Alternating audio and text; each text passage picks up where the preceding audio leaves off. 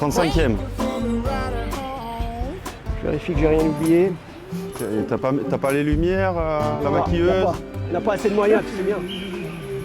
Odé, bonjour et merci d'avoir accepté cette interview. Dans un contexte un peu particulier parce que les dernières nouvelles concernant le club ne sont pas bonnes, on le sait, avec une liquidation en vue, une fin de championnat prématurée pour ton équipe de la Nationale 3. Pour toi qui as toujours eu la réputation d'aller au combat coûte que coûte, qu'est-ce que tu ressens aujourd'hui? Aujourd'hui, je suis très frustré par ce qui se passe en ce moment au club parce que sur ces dernières années, on est tombé assez bas en niveau et cette année, j'avais l'impression qu'on pouvait faire quelque chose puisqu'on était dans les premiers juste avant un peu cette décision. Malgré tout ça, malgré les difficultés qu'a connues le club, les joueurs ont montré qu'ils en avaient dans le ventre, dans les tripes et dans les jambes. Et c'est pour ça que c'est ce maître mot, frustration, parce que je pense qu'on aurait pu essayer au moins cette année de retrouver un niveau au-dessus et puis après, pourquoi pas, comme à l'époque, monter de niveau en niveau. Aujourd'hui, tu es dans quel état d'esprit sportivement? Est-ce que tu sais ce que tu vas devenir? Oui, malheureusement, ou heureusement, hein, je ne sais pas, moi ça peut être une bonne nouvelle pour moi. Ma carrière professionnelle s'arrête ici. Aucun regret sur ma carrière, alors vraiment aucun.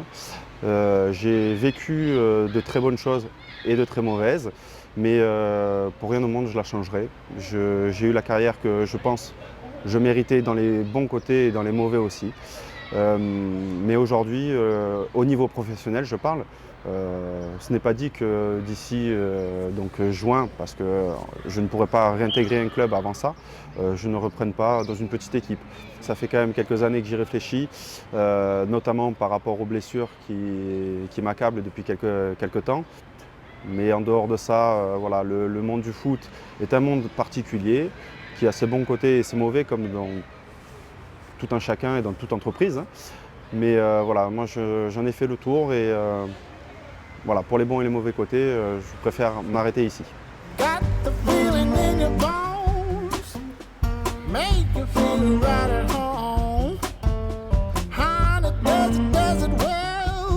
Tu as conscience d'avoir marqué le club quand même, de ton empreinte? Non, je n'ai pas marqué le club. L'équipe à l'époque a marqué le club. On a fait tous partie d'un groupe. Et je dis l'équipe, mais je devrais dire toutes les personnes, hein, parce que peut-être que les gens ne savent pas tout ça, et ne savent pas qui travaille au club, mais en tout cas moi elles m'ont marqué, et les gens qui ont travaillé avec elles les ont marqués aussi, hein, les bénévoles, tout le monde, tu en fais partie aussi. Et après, tant mieux si on a pu faire rêver quelques jeunes et moins jeunes, parce que je me rappelle du jour de la montée en Ligue 1, où j'ai vu des 7 jusqu'à 77, voire plus, qui sont venus sur le terrain avec un envahissement de terrain magnifique et qui certains ont pleuré dans nos bras et nous dire merci, on peut partir tranquille. Bon, ça nous a fait un peu peur, mais on peut partir tranquille parce qu'on a connu le gaz en Ligue 1. Donc quand on vit cette émotion avec les gens qui n'ont jamais vécu ça, entre guillemets, hein, puisque le gaz c'était la première fois qu'ils étaient en Ligue 1, on voit qu'on a contribué à remplir des cœurs. Voilà. Ça a fait rêver aussi des jeunes ou ailleurs sur le continent. Alors qu'en réalité, on montrait qu'on n'avait pas beaucoup de moyens, quoi. Justement, c'est pour ça que ça fait rêver. C'est que justement, de partir de rien, on peut faire tout. Donc c'est pour ça que ça a fait rêver pas mal de monde, et ici et ailleurs. Hein. T'as rêvé beaucoup de fois dans ta carrière? Rêver? Non. Non, parce que bon, je me suis battu pour arriver là. Puis après, au départ, je pensais jamais en arriver là. Donc bon. Ça s'est fait petit à petit, et puis on prend le plaisir là où il est sur le moment présent. Donc on ne se dit pas l'année prochaine on va toucher la Ligue 1. Le moment présent, c'est qu'il faut se battre pour pouvoir essayer de faire le maximum et peut-être arriver en Ligue 1. Et une fois qu'on y est, il faut remettre les bouchées doubles pour rester en Ligue 1. Mais bon, rêver après, non. Je ne suis pas branché foot de base. Moi, ce qui me fait kiffer, c'est le rectangle, c'est tout. Honnêtement, là où j'ai pris le plus de plaisir, c'était les saisons de CFA jusqu'en Ligue 2, donc la première montée en Ligue 2. Et on était une bande de copains. Et à l'époque, on est plus qu'amateurs. On part en déplacement, on s'arrête aux stations manger des sandwichs parce que le club à ce moment-là n'a pas de moyens, donc on se les paye nous. Quand on ne peut pas, c'est le président qui nous les paye. Mais Manger pas trop gras, mais bon, c'est les sandwichs Sodebo, donc voilà. À qui va fumer la cigarette derrière la station, j'en faisais partie. Voilà, le côté humain était énorme à ce moment-là. Et à la fin de la saison, j'ai cette image où la première année, et c'est la seule malheureusement, enfin la seule, en tout cas qui m'a tant marqué que ça, c'est l'année de CFA où on monte. Et le président nous loue un bus, le bus de la ville, donc avec le toit ouvert, et on fait la farandole avec tous les supporters. Et à la fin, anecdote plutôt sympathique, quand je la raconte, il n'y a personne qui me croit, mais en fait, le président avait loué que l'aller. Donc on est arrivé en ville, en bus, et le retour, eh ben, on était à pied. Donc heureusement qu'il y avait la farandole derrière, en fait c'est les supporters qui nous ont ramenés. On était en crampons, en chaussettes, dégueulasses, pleines de boue. Et heureusement qu'il y avait les supporters qui nous suivaient du coup parce que c'est eux qui nous ont ramenés au stade. Mais voilà, c'est des moments comme ça qui sont inoubliables, bien plus que, même si la montée en Ligue 1 elle était énorme, mais à ce moment-là on était un groupe, une famille. Je ne dis pas, le reste après c'était des bons souvenirs, mais celle que j'ai le plus kiffé c'est celle-ci. Et après celle en national où on était à Épinal et on a fait un bordel. J'aurais voulu être avec les supporters ici. D'ailleurs on a eu un très bel accueil par les supporters à l'aéroport. Mais quand on était sur place à l'hôtel, on a fait bordel. C'était monstrueux. Donc voilà, c'est mes deux moments préférés. En tout cas, dans une carrière, je le souhaite à tout le monde, ces moments-là.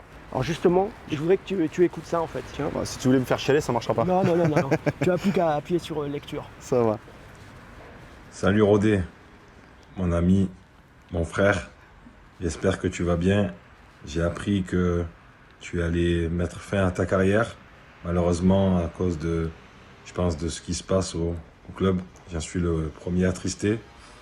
Je me souviens encore de notre première année ensemble, quand je t'ai vu dans cette fameuse appartement où il faisait 40 degrés et que je t'ai dit de venir habiter avec moi. Donc mes premiers mois à Ajaccio ont été à ta compagnie, en colocation, où on a pu passer des super soirées. On s'en rappelle encore avec mes amis de Marseille. Et voilà, donc, et on a pu ensemble faire un bout de chemin ensemble. 3 années merveilleuses. Mes 3 plus belles années dans le monde du football. Et bon courage pour la suite. Je te souhaite, toi aussi, peut-être, je sais pas, être dans le monde du football comme moi je le suis actuellement. Jamais de la vie. Et j'espère te revoir bientôt et je te souhaite tout le meilleur pour la suite dans ta vie future. Et un gros bisou à toi et à toute la famille. Bisous mon frère. Ah, ça fait énormément plaisir. C'est quelqu'un qui m'a toujours mis en confiance et qui m'a toujours apporté beaucoup et sur le terrain et en dehors.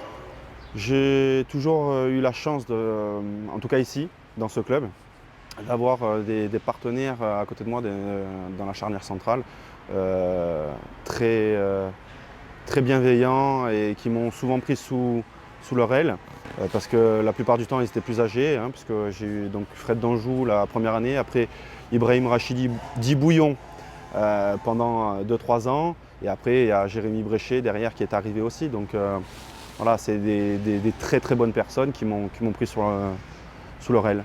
L'amitié sincère, ça existe dans le football? Très peu, très peu, mais oui. Alors, on continue justement dans les petits souvenirs. Pareil, tu peux mettre en lecture. Oui, loulou.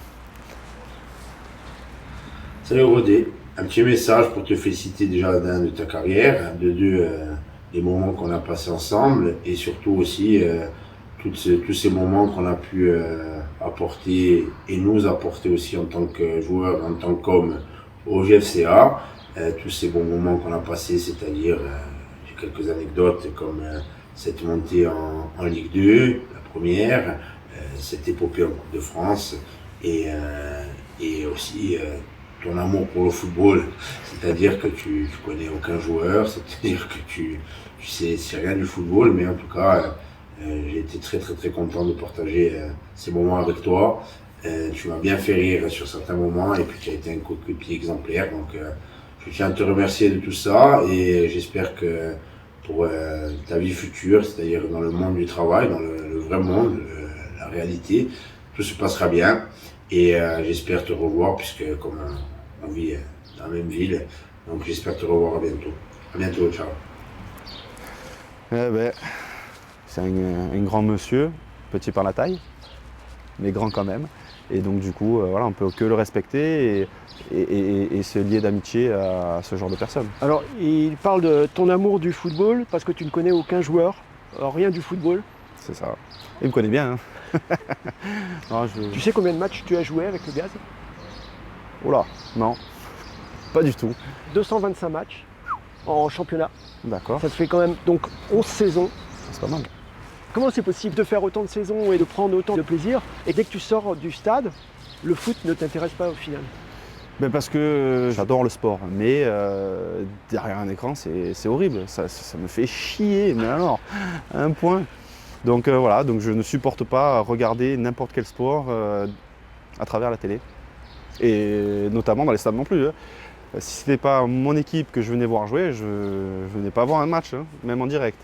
Si un jour un jeune te demande un conseil pour devenir un très bon footballeur, qu'est-ce que tu lui réponds? Simplement la mentalité.